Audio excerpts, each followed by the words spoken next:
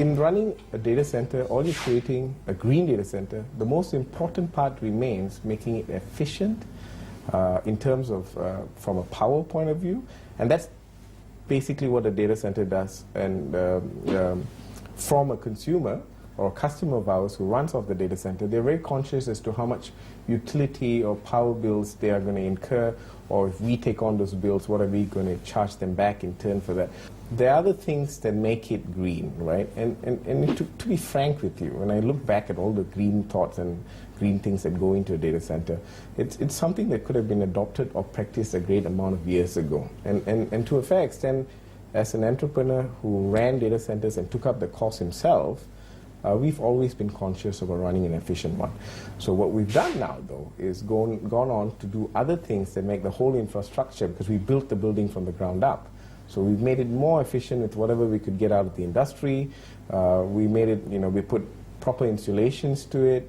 We put all the other stuff which one knows from traditional green buildings. Because when one talks about a green building, it's very easy to understand. But when one talks about a green data center, except for the power efficient part, there is this one other component which doesn't come out when someone builds a data center for you, which is a phased approach.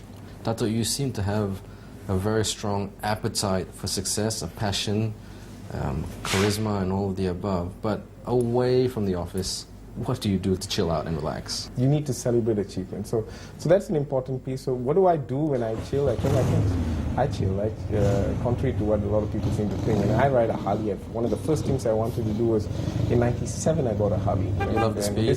The need for speed? Yeah, I kind of have that too. Yeah. That's there. So go-karting, and my little girl, she has a little bit of that. So I love go-karting and push that.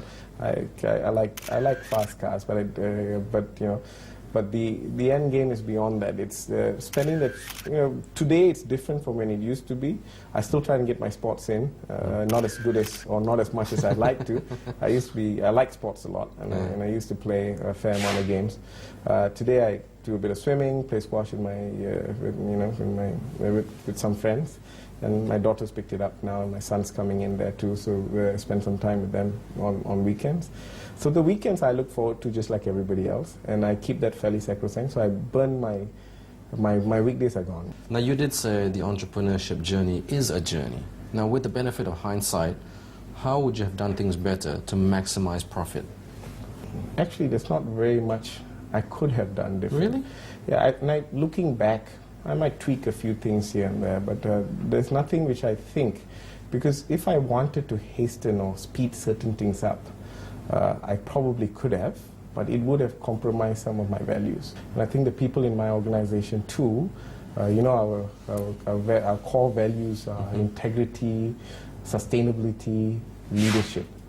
So we want to make sure that the integrity piece is always there and never compromise. So I today feel very comfortable that I've taken this journey. Perhaps we could have sped up a few things and done a few things different, but nothing that would have been, which I look back and say, if only I'd done that, I've only done this. There's lots of opportunities. The question of managing it and ensure, maybe going forward now, because I see a huge hockey stick curve.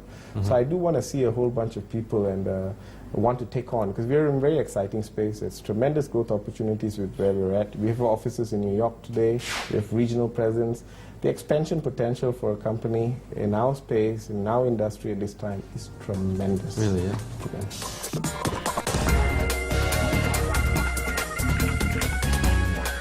I think because of his knowledge, and then he would like to basically train his staff, and he indirectly lead a very good team. His passion for what he like in terms of business and IT basically is transferred to the employees. Okay, that's our final question. What's your advice out there for all aspiring entrepreneurs?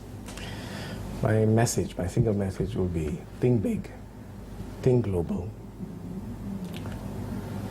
Get away from any mindset of lebih kurang or maybe just there. Think great efficiency. And lastly, challenge the norm. Take a lead position. Think big, think global, and don't be afraid to challenge the norm. That's the advice by Dato Praba Thiagarajah, CEO of the Basis Bay Group. I'm Ben Ibrahim, and this is Entrepreneur, and we'll catch you next week.